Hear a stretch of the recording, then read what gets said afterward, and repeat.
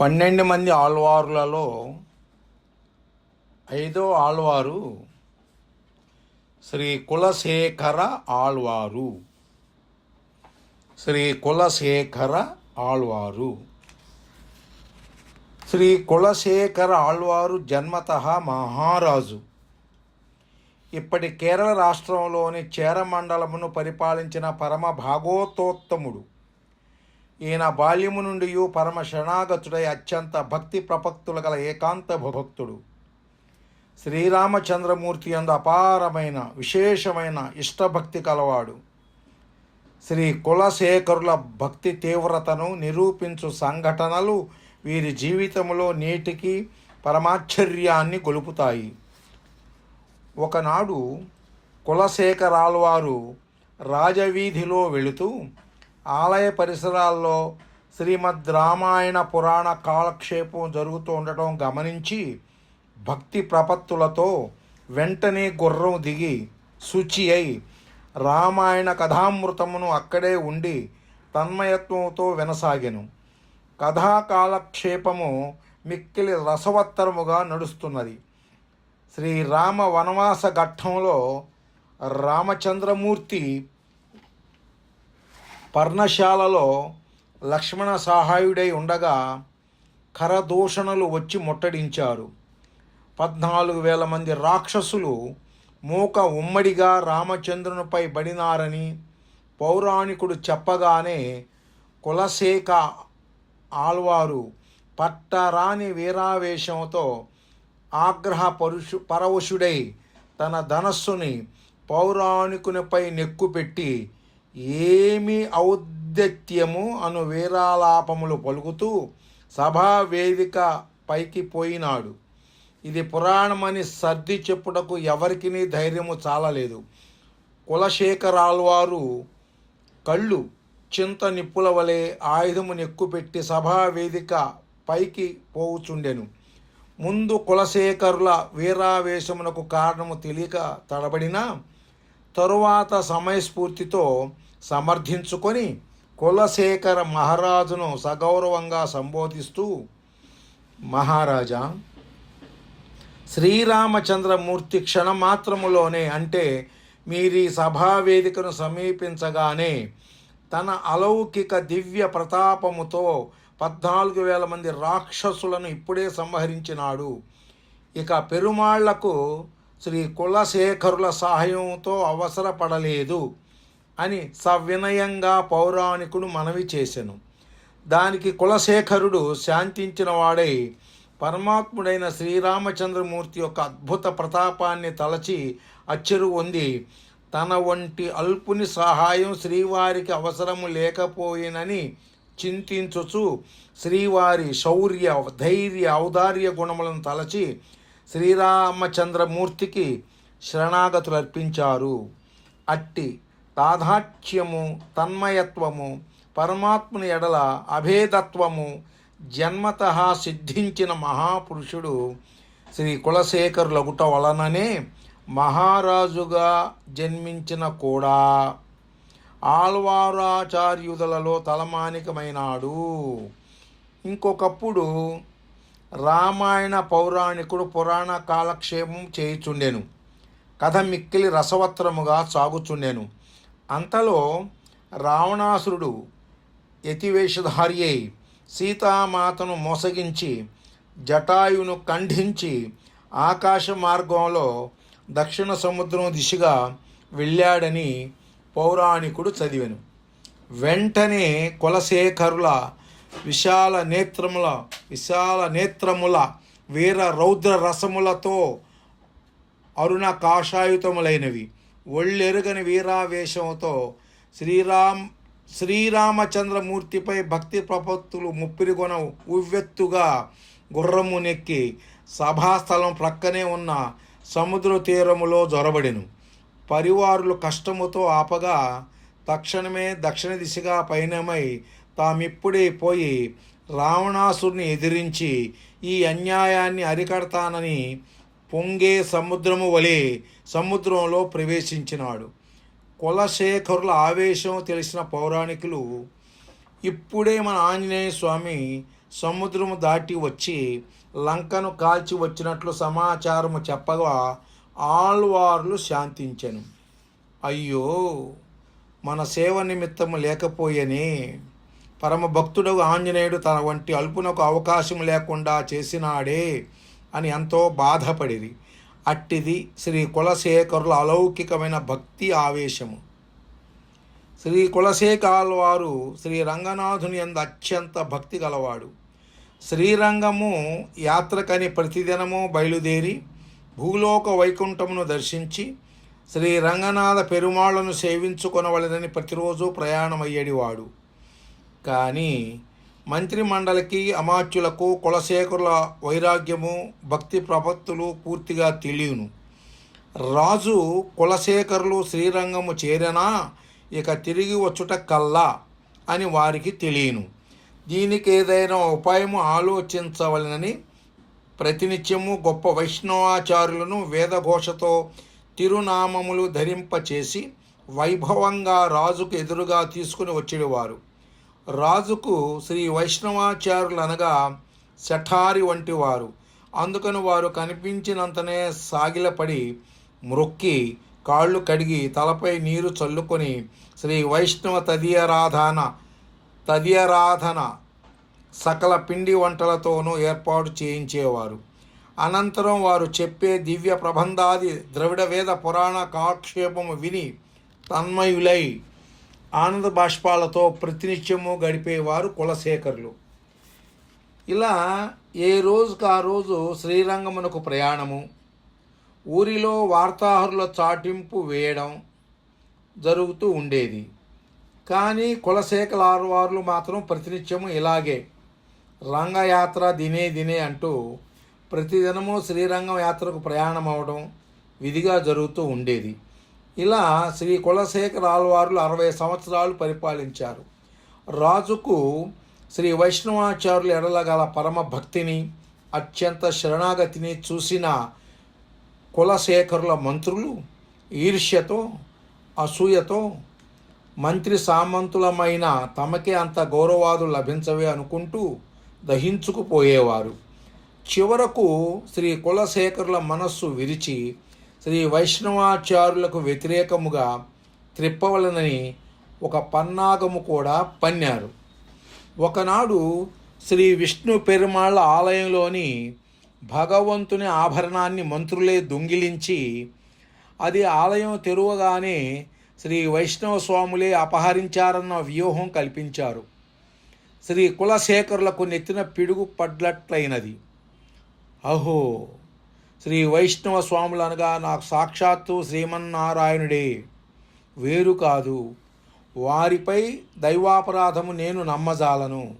ఇంతకన్నా నేను మరణించిన బాగుండేది అని మిక్కిలి బాధపడి మంత్రి అమాత్యవర్యుల ప్రోద్బలంతో విచారణ చేసి నిజాలు ధర్మ నిర్ణయం చేయవలసిన బాధ్యత రాజుకు కలదని వారంతా ఒత్తిడి చేయగా శ్రీ కులశేఖరులు ఒక ఉపాయం ఆలోచించినాడు. ఒక కుండను తెప్పించి దానిలో భయంకర విషసర్పము అంటే ఒక నల్లటి త్రాసు పెట్టి దానికి 2-3 దినముల ఆహారము నీళ్లు లేకుండా కోపోద్రేకంతో ప్రజ్వలించేలాగా చేశాడు. చివరికి ఒకనాడు నిండు సభలో శ్రీ కులశేఖరులు విచారణ ప్రారంభించినాడు. శ్రీ వైష్ణవాచార్యులే కనుక నిజముగా పెరుమాళ్ల యొక్క ఆభరణాలు దొంగిలించి ఉంటే క్రోధవశి అయిన ఈ సర్పము నన్ను కాటువేయుగాక అంటూ శ్రీమన్నారాయణుని తలచి కుండలో చేయి పెట్టి సర్పమును పట్టుకున్నాడు. రాజు మరణించెనని పెద్ద పెట్టున సభాసదులు కలవరపడిరి. క్షణముల యుగముల వలె గడిచినవి. అందరూ బ్రతిమాలినారు, కానీ రాజు వినిపించుకోలేదు. కుండలో చేయి పెట్టి విషసర్పమును పట్టుకుని బయటకు తీసినాడు. ఆశ్చర్యము! ఆ భయంకర కాళసర్పము శ్రీ కులశేఖరాల్వారుల చేతికి పూల చెండు వలె చుట్టుకొని నిరపాయంగా ప్రేమతో వారిని తన పడగతో నిమురుచుండెను. రాజు శ్రీమన్నారాయణుని స్మరించుచు ఆనంద బాష్పాలు జాలువారగా నారాయణ నారాయణ అంటూ తన్మయత్వంలో మునిగి ఉండెను. చివరకు అమాత్య మంత్రివర్యులు పశ్చాత్తాపపడి తమ దోషాన్ని ఒప్పుకొని శ్రీ వైష్ణవాచార్యులు నిరపరాధులని తామే ఆ దొంగిలించిన నగను శ్రీ కులశేఖరాళ్వార్లకు సమర్పించినారు. జరిగిన భగవత్లీలకు కులశేఖరులు పులకించి పెరుమాళ్ళు సదా సాధుమూర్తులైన వైష్ణవాచార్యుని రక్షించునని స్మరించి శ్రీకృష్ణ పరమాత్మ భగవద్గీతలోనిచ్చిన అభయం పవిత్రాణాయ సాధూనాం అన్న శ్లోకాన్ని తలచి తన్మయత్వాన్ని పొందాడు. ఇట్లు అనుదినాభివృద్ధి చెందే భక్తితో పున్నమి చంద్రుని వలె కులశేఖ ఆళ్వారులు శ్రీ విష్ణు భగవానుని భక్తి రసము ఉట్టిపడే అమృతోపమగు శ్లోకములతో నిత్యము స్తుతించేవారు. ఇప్పటికీ శ్రీ కులశేఖరుల ముకుందమాల ప్రతి శ్రీ వైష్ణవ భక్తుని నాలుక పైన అమృతం వలె స్రవిస్తూనే ఉంటుంది. ఇంతేగాక శ్రీ కులశేఖరాళ్వారు మొదలాయిరంలోని మొదటి ప్రబంధము బ్రాకెట్లో 105 గ్రంథము సంఖ్య కలిగినది తాను ఆళ్వారుడై పెరుమాళ్లకు సమర్పించను. ఇంకనూ పెరుమాళ్ళు తిరుమలి అన్న పేరు గల 105 పాచురములతో మధురముగా పరమాత్ముని స్తుతించెను. అన్నిటికన్నా అమృతం వలె మధురమై శ్రీ పచ్చకర్పూరము వలె భక్తి జ్ఞాన పరిమళములు వెదజల్లే పవిత్రమైన ముకుందమాల క్షీరసాగర తరంగ శీకర శీతలాం సారతారకిత చారుమూర్తయే భోగి భోగ శయనీయ సాయినే మాధవాయ మధుద్వేషిణీ నమః. ముకుందమాల 39వ పద్యం. దీని అర్థం: క్షీర సముద్రము యొక్క పాల వంటి తరంగముల తెల్లని నురుగు నీటి మంచు తంపర్ల వలె శరీరమును అంటుకున్నట్లు ఆకాశములోని నక్షత్ర మండలములో వెలిగే ఓ క్షీరసాగర శయన పరమభోగ్యమైన భోగి బ్రాకెట్లు శేషుడు యొక్క మెత్తని పాన్పుపై గారాభంగా సుఖనిద్రలో మునిగిన మధురమైన మాధవదేవ నీకు నమో వాకములు శరణు శరణు అని. ఓ ప్రభు, నన్ను స్వర్గములో పుట్టించినా సరే, ఘోరమైన నరకములో జన్మింపచేసినా సరే, ఓ నరకాంతకుడా, నేను మిక్కిలి దీనతతో మిమ్మలను ప్రార్థించేది ఒక్కటే. నాకు అద్వైత సిద్ధి లభించే ముక్తి అవసరం లేదు. నరకము తప్పించుకొనుటకై భయముతో మిమ్మల్ని ప్రార్థించుట లేదు. నన్ను క్రిమికీటకాదులలో జన్మింపచేసినను ఇష్టమే. కానీ నేను మిక్కిలి దీనతతో మిమ్మల్ని ప్రార్థించేది ఒక్కటే. నాకు ప్రతి ఒక్క జన్మలోనూ జన్మలకు ప్రతి క్షణము శ్రీమన్నారాయణ చరణ కమలములు నిత్యము నా స్మరణలో ఉండేలాగున క్షణమైనా నాకు విస్మృతి లేకుండా నీ పాదపద్మముల యొక్క అవిస్మృతిని నాకు తప్పక అనుగ్రహించు. ఈ విధంగా అమృతధార వలె పట్టించిన వారి ఆత్మను తరింపచేయగల భక్తి ప్రపత్తి ద్రవింపచేసిన స్తోత్రమాలగా శ్రీ కులశేఖరుల ముకుందమాల శ్రీ వైష్ణవ భక్తులమైన మనలను ఇప్పటికీ పునీతం చేసే ఒక తులసీమాల ఈ కులశేఖరుల ముకుందమాల. శ్రీ తిరుప్పాణాళ్వారు పన్నిద్దరాళ్వారులలో తిరుప్పాణాళ్వారు విశిష్టమైన స్థానం కలవారు. వీరినే మునివాహనుడని పిలుస్తారు. కలియుగం 120 సంవత్సరములు గడిచిన తరువాత దుర్మతి నామ సంవత్సరం వృశ్చిక మాసం బహుళ విదయ రోహిణీ నక్షత్రం బుధవారం నాడు శ్రీ మహావిష్ణువు యొక్క శ్రీవత్సాంశలో వీరు అవతరించారు. కలి ప్రారంభంలోనే అవతరించిన తిరుప్పాణాళ్వారు అయోనిజులై ధ్యానపు కంకుల మధ్య సాక్షాత్కరించినాడు. అలా పొలంలో జన్మించిన తిరుప్పాణాళ్వారులను ఒక హరిజనుడు చేరదీసి పెంచి పెద్ద చేశాడు. ఆ కారణంగా వీరు అంటరాని కులస్థులుగా అనగా అస్పృశ్యుడుగానే పెంచి పెద్ద చేయబడిన కారణంగా బ్రాహ్మణులకు ఆలయం దైవ సన్నిధికి దూరంగానే మసులుతూ పెరిగారు.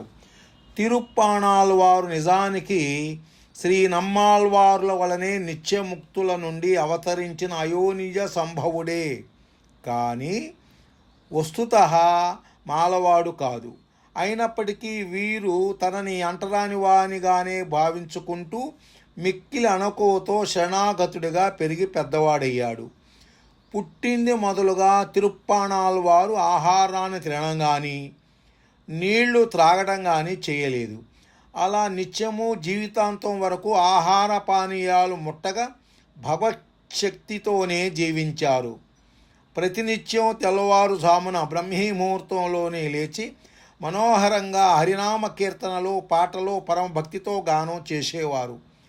చేత ఒంటి తీగ తంబూరా ధరించి చిరుతలతో లయుక్తంగా తాళం వేస్తూ శ్రీ వైష్ణవనామాలు ధరించిన తిరుప్పాణాళ్వారు శ్రీరంగం సమీపంలోనే దారి వెంట వచ్చిపోయే శ్రీ వైష్ణవాచార్యుల పాదధూళి శిరస్సును ధరించి ప్రసన్నులై జీవించేవారు.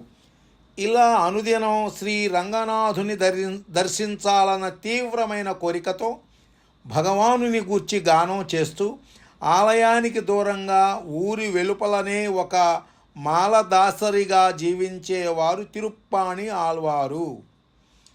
ఒకసారి పవిత్రమైన ధనుర్మాసంలో శ్రీ రంగనాథ స్వామి ఆలయంలోని అర్చక స్వాములైన శ్రీ వైష్ణవాచార్యులు కావేరీ నదిలో స్నానం చేసి మడిగా తీర్థపు బిందెలను తలపై ధరించి మడిగా వేదమంత్రాలు పఠిస్తూ కావేరీ నది నుంచి రంగనాథాలయం తీసుకువెళుతున్నారు. దారిలో కావేరీ మెట్లపై కూర్చొని హరిభక్తితో తన్మయుడై ఒళ్ళు మరిచిపోయి మధురంగా గానం చేస్తున్న తిరుప్పాణాళ్వారును చూశారు. అగాధమైన భక్తి తీవ్రతతో శ్రీ రంగనాథ స్వామి ధ్యాసలో ఒళ్ళు మరిచిపోయి అలానే సమాధి స్థితితో ఉన్న తిరుప్పాణి ఆళ్వారు తనకు ఎదురుగా వస్తూ ఉన్న శ్రీ వైష్ణవ స్వాములను అర్చక స్వాములను గమనించలేదు. ఫలితంగా మడిగా శ్రీరంగనాథునకు తీర్థం తీసుకువచ్చే అర్చక స్వాముల దారిలో కూర్చొని ఉన్న తిరుప్పాణాళ్వారు లేచి తొలగలేదు. వారిని గమనించను లేదు. భగవద్ధ్యానంలో పూర్తిగా నిండి ఉన్నారు. ఒక మాలదాసరి అయిన అంటరానివాడు తమ దారి కడ్డంగా కూర్చొని కనీసం లేవనైనా లేవకుండా లేదా తొలగిపోకుండా శ్రీరంగనాథ స్వామి వారికి మడిగా తీసుకుని వెళ్ళి శ్రీవారి ఆలయ తీర్థాన్ని మైలుపరిచాడన్న ఆగ్రహంతో వేద పండితులకు ముందు నడుస్తున్న ఆచార్యులు ఒక రాయి తీసి గట్టిగా దూషిస్తూ తొలగిపోమ్మని అరుస్తూ తిరుప్పాణి ఆళ్వారుపై విసిరాడు. అది వెళ్ళి వారి నుదురుకు తగిలి గాయమై రక్తం చిమ్మింది. ఒక్కసారి త్రులిపడి ఇహలోక స్పృహలోకి వచ్చిన శ్రీ తిరుప్పాణి ఆళ్వారు తన వల్ల జరిగిన భగవతాపచారానికి ఆచార్యుల తీర్థసేవకు మైల సోకినందుకు మిక్కిలి నొచ్చుకొని క్షమాపణలు కోరి ప్రార్థిస్తూ లేచి దారి ఇచ్చాడు. కానీ అప్పటికే శ్రీ స్వామివారికి మడిగా తీసుకుని వెళ్ళే తీర్థపు బిందెలు మైలపడ్డాయని ఆలయ ప్రధానార్చకులు తలపై మోసుకుపోతున్న తీర్థపు బిందెలను క్రింద గుమ్మరించారు. వైష్ణవ స్వాములందరూ కోపించి శ్రీ రంగనాథ స్వామి వారికి తీసుకువెళ్ళే తీర్థ కైంకర్యానికి ఆటంకం కలిగించాడని బాధపడి తలొక రాయి వారిపై విసిరారు. ఆశ్చర్యం! అక్కడ శ్రీ రంగనాథ స్వామి ఆలయంలో స్వామివారు ముందు అర్చన చేస్తున్న పూజారి ఒక్కసారిగా త్రుళ్ళిపడ్డారు. శ్రీ స్వామివారి నుదుట పెద్ద కంకర్రాయి వచ్చి తగిలిన గాయం అయి నుదుట నుండి రక్తం చిమ్మింది. ఇంతలోకే తలా ఒక రాయి విసిరి బ్రాహ్మణ స్వాములు వెనుదిరిగి కావేరీ నదిలో పూర్తిగా స్నానం చేసి బిందెలు కడిగి శుద్ధం చేసి మళ్ళీ కావేరీ తీర్థజలంతో నింపుకొని అర్చనకై బయలుదేరారు. వేద మంత్రాలు పఠిస్తూ స్వామి గర్భాలయం ముందరకు చేరుకొని శ్రీవారికి అర్చన ప్రారంభించేలోగా గర్భాలయం సింహద్వారం తలుపులు మూసుకొని ఉన్నాయి. ఎంత ప్రయత్నించినా ఆ ద్వారాలు తెరవబడలేదు.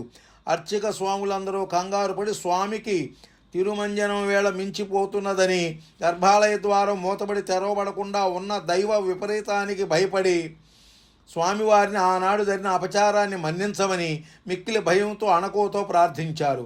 దారిలో అంటరాని వాడని తిరుప్పాణి ఆళ్వారు అడ్డంగా కూర్చున్నందున తీర్థం మైలుపడ్డాయని, అందువల్ల జరిగిన అపచారాన్ని మన్నించమని ప్రార్థించారు. ఆశ్చర్యం! అయినప్పటికీ తలుపులు ఎంతకీ తెరుచుకోలేదు. ద్వారం ముందు నిలిచి ఆర్తితో ప్రార్థిస్తున్న స్థానాచార్యులకు, మిగతా అర్చక స్వాములకు గుడి లోపల నుండి ఉరుము వంటి కంఠస్వరంతో స్వామివారి వాక్కు వినపడింది. తిరుప్పాణి ఆళ్వారు నాకు పరమభక్తుడు. అతడికి మీరు చేసిన అపచారం స్వయంగా నాకే వచ్చి తగిలింది. మీ అపచారం ఫలితంగా గర్భాలయ ద్వారాలు మూత విడలేదు. అర్చక స్వాములు, వేద పండితులు తాము తొందరపడి చేసిన అపచారానికి స్వామివారిని మన్నించమని మిక్కిలి భయంతో ప్రార్థించారు. స్వామివారు మెత్తబడలేదు. అర్చక స్వాముల యొక్క పూజలు తాను స్వీకరించనని, జరిగిన దానికి అపరాధం చెప్పుకొని ఈ వచ్చిన వైష్ణవాచార్యులు తిరిగి కావేరి వద్దకు వెళ్ళి తన భక్తుడైన తిరుప్పాణి ఆళ్వారులను స్వామికి తిరువంజనం చేయించినట్లు కావేరీ నదిలో స్నానం చేయించి కొత్త వస్త్రములు కట్టబెట్టి పుష్పమాలలతో అలంకరించి శ్రీ వైష్ణవ నామం ధరింపచేసి ఈ బ్రాహ్మణ స్వాముల భుజాలపై మోసుకుంటూ వారిని బ్రహ్మరథంగా ఆలయానికి తేవాలి. ఇదే మీకు శిక్ష. స్వామి ఆజ్ఞకు ఆచార్య పురుషులందరూ నిరుత్తురులైనారు. తామ పుట్టినది మొదలు నుండి మడి ఆచారములలో నిప్పును సైతం కడిగి శుద్ధి చేసే ఆచారవంతులైన వైష్ణవ స్వాముల వంశంలో తిరుప్పాణి ఆళ్వారును తమ భుజములపై ఎక్కించుకొని వచ్చుటయా? తమ ఆచారం ఏమగును? చూచిన వారందరూ ఏమనుకుంటారు? ఇక తమ కులం సాంప్రదాయం ఆనాటితోనే మంట కలిసిపోదా? స్వామివారిని మిక్కిలిగా ప్రార్థించారు. స్వామి ససేమిరా వారి ప్రార్థన అంగీకరించలేదు. మీకే అపకారము చేయని మహాభక్తుడిని తిరుప్పాణిని రాళ్లతో కొట్టి మరీ బాధించారు. పైగా తిరుప్పాణి ఆళ్వారు జన్మతః మాలవాడు కానే కాదు. ఆయన అయోనిజుడు, నా సేవకై అవతరించిన ఆళ్వారు, దివ్య పురుషుడు. కాబట్టి తప్పక వారిని భుజములపై మోసుకుంటూ తీసుకురావాల్సిందే. శ్రీ వైష్ణవాచార్యులు ముఖముఖాలు చూసుకున్నారు. ఆశ్చర్యం! ఇది స్వామి ఆజ్ఞ, ఇంకా మనకు తప్పేదేమున్నది అనుకొని ఈనాటికి స్వామివారి ఆలయంలో అభిషేకము, అర్చనలు ఆగిపోకుండా తలుపులు తెరుచుకోవాలంటే ఇదొక్కటే మార్గం. స్వాములందరూ వెనుదిరిగి తలలో వాల్చి విచారంగా నడుచుకుంటూ వెళ్ళి తిరుప్పాణి ఆళ్వార్ల ముందు నిలిచారు.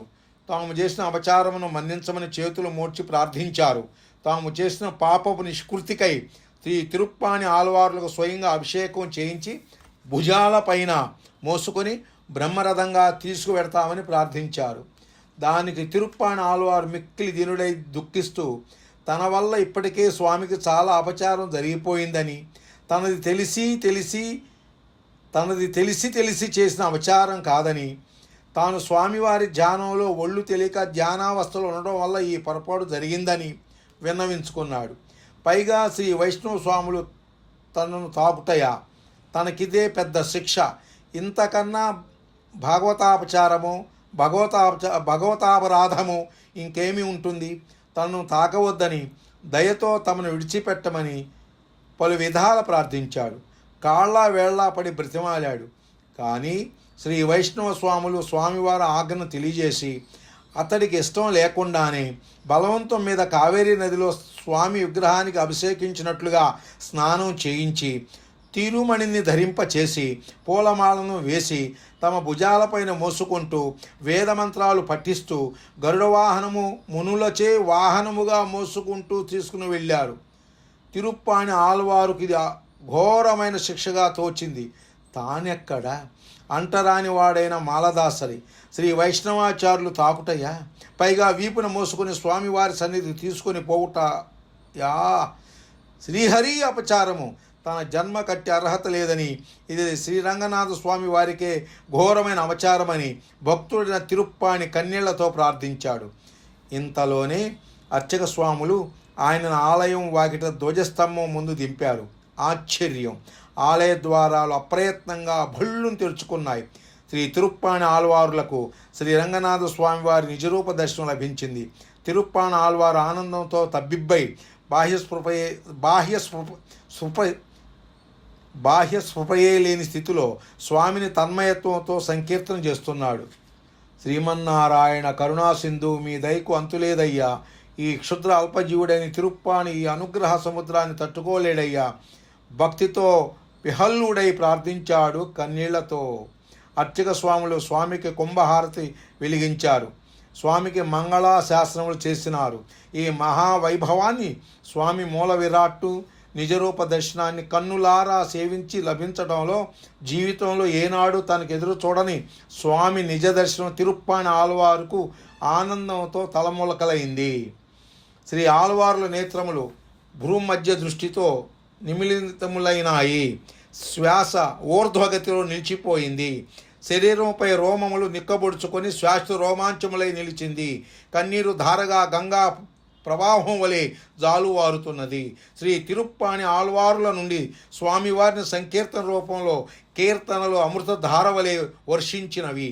అకస్మాత్తుగా స్వామి విద్యుత్తు వంటి వెలుగు వెలిగి తన నిజ రూపంతో తిరుప్పాని ఆళ్వారుల ముందు ధ్వజస్తంభం వద్దనే వెలిగి సాక్షాత్కరించాడు. గరుడవాహనంతో శంఖ చక్రాది సర్వాయుధములు ధరించి ఇరువైపులా తన దేవేరులైన శ్రీ భూదేవులతో ఇంద్రధనుస్సు వంటి 7 వన్నెల దివ్య తేజస్సుతో ప్రకాశిస్తూ శ్రీ వైకుంఠ నారాయణ స్వరూపంలో స్వామివారు శ్రీ తిరుప్పాని ఆళ్వార్ల ముందు సాక్షాత్కరించినారు. ఆళ్వార్లకు స్వయంగా శ్రీ పరమపద అనుగ్రహాన్ని ప్రసాదించినాడు. శ్రీ తిరుప్పాని ఆళ్వారు పరమపద ప్రాప్తుడైనాడు. సరాసరి స్వామి వైకుంఠ ధామాన్ని చేరుకున్నాడు. నాటి నుండి దివ్య సూర్యులైన పన్నిద్దరు ఆళ్వారులలో శ్రీ తిరుప్పాని ఆళ్వారులు శాశ్వత స్థానాలను అలంకరించారు. శ్రీ మునివాహనులు అన్న దివ్యనామంతో శ్రీ వైష్ణవాచార్యులే బ్రహ్మరథముగా మోసుకొని వెళ్ళగా ఆ వైష్ణవ మునులే వాహనంగా స్వామి దర్శనం చేసుకున్న కారణం వల్ల శ్రీ తిరుప్పాని ఆళ్వారులకు మునివాహన యోగి అన్న పేరు శాశ్వతమై నిలిచింది. ఈయన స్వామివారిని కీర్తించిన పాచురములు పరమాత్మ యొక్క దివ్యమంగళ విగ్రహాన్ని అమలనాదిపిరాన్